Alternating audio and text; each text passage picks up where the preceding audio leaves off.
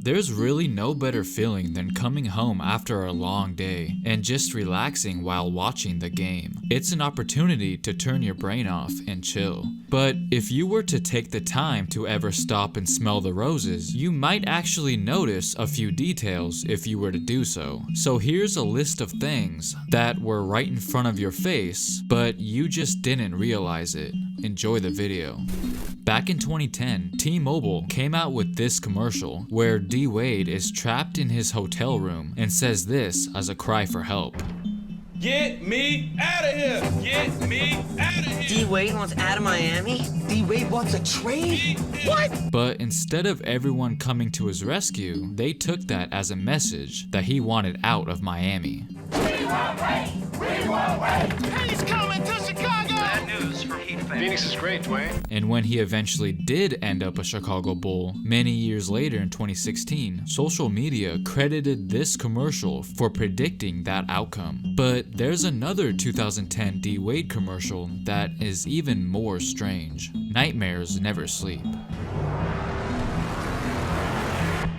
If you pause it just right, you can barely see that one of those ghostly figures has a full-on Bulls uniform. And if you think about it, Wade has came out and said he's always dreamed of one day playing for Chicago. So is that just a crazy coincidence? Or was it some intentional foreshadowing for what was to come? Either way, just the whole atmosphere of the commercial itself creeps me out. And you know what they say, dreams/nightmares do come true.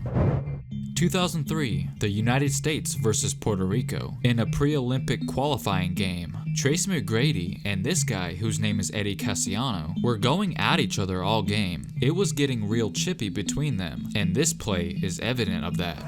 2-second differential between the shot clock and the game clock. Casiano having all kinds of problems with McGrady, who picks his pocket. Here's T-Mac.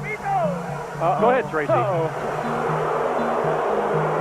As you can see right here, the two had a little bit of a shoving match, which led to McGrady stealing the ball and decided to turn around and pause for a second to taunt him by showing him the ball. And after that, the benches cleared to break things up as Vince Carter came to the defense of his cousin. Now, I used to watch this clip all the time when I was younger, but never noticed this small little detail until I rewatched it recently. This angle shows a cup landing on Sharif Fajardo of the Puerto Rico team, which, if I had to guess, was thrown by somebody from the crowd. You might not think it's the biggest deal, but remember, that's exactly what started the Malice at the Palace situation, so this could have easily turned into one of those episodes if cooler heads did not prevail.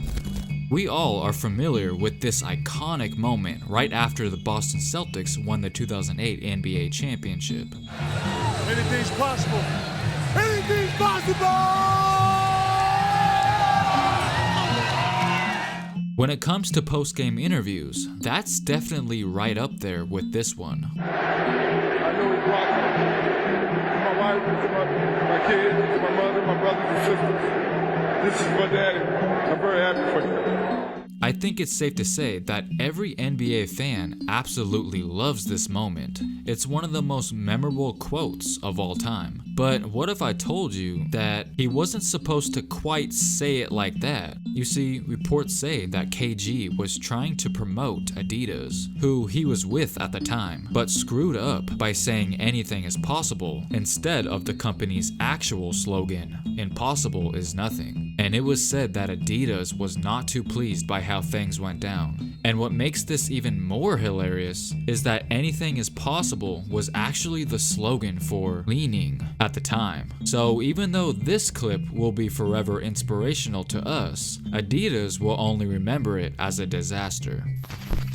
In order for the referees to get the call right, they can't just watch the game on a monitor from some backstage room. It is required that they have a front row seat to the action, right there on the court, to make sure that they don't miss anything. But on December 30th, 2008, during this one particular play, they were blind as a bat. The Celtics were taking on the Blazers in Portland, and in the final seconds of the first half, the refs didn't notice that the Trailblazers actually had 6 players on the court instead of 5, creating a big disadvantage for Boston, which led to the Blazers easily scoring the basketball. And it's crazy how Kevin Garnett was the only one on the floor to notice it, as he was screaming trying to get the referee's attention. Now, Portland did receive a technical foul for having too many players in the game, but according to the rule, the bucket could not be taken off of the scoreboard because it had already been counted. This one play caused so much commotion that the NBA was forced to change the rule soon after.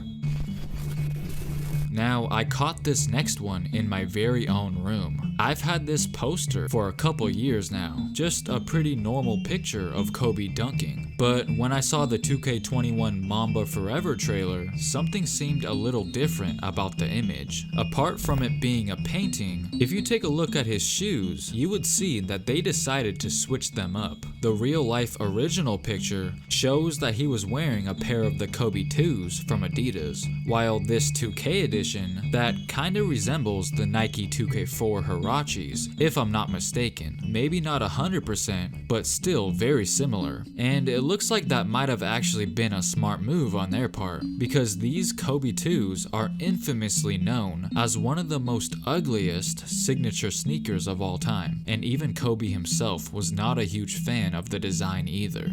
As you know, he did eventually switch over to Nike, so I guess it does make sense to repaint what he was wearing to go along with the Nike swoosh that was added as well. All I'm saying is, I kind of feel proud that I instantly spotted it, even if it's not the biggest of deals.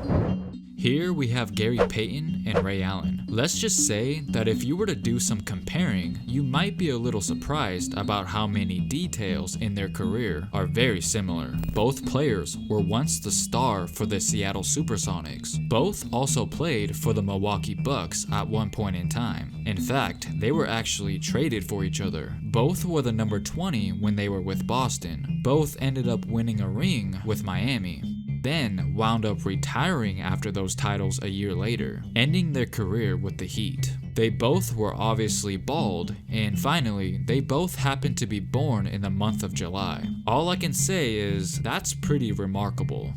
February 2015 in Portland. Westbrook is at the line, trying to cut it to a 1-point game, which he does, as he would immediately get shoved to the ground right after. But with little to no time left, Andre Roberson wasn't able to help Russ up, so he decided to just try and hop over him instead. But Westbrook also tried to defend the inbounds play, but he got up at the same time Roberson leaped over him, leading to an inadvertent knee colliding with Russell's face. Now, obviously, when a player takes a hard hit to the face, you do expect them to grimace a little and to take a second to recover, but we were all shocked once he removed his hand away from his face, because a big old dent was present on the side of his right cheek. And I'm sure we can all agree, that looks pretty painful. I remember watching this game thinking to myself, what the hell happened to his cheek? Then, after several replays, I found out why. And a couple days later, he would undergo facial surgery to repair the fracture. Alright guys, let me know if there's a small little detail that you've noticed before involving the NBA. I would love to know down in the comments below. Also, hit that like button and don't forget to subscribe. Thanks for watching.